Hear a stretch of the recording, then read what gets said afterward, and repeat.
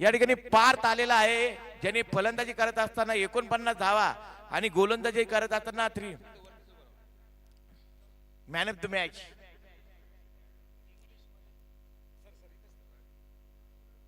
Man of the match prize goes to the Parth.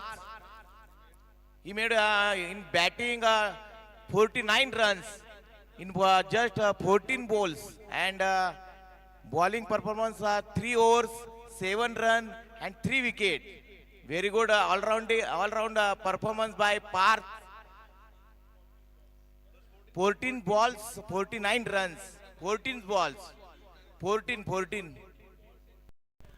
7-6 and 3 wicket. Very good performance by Parth.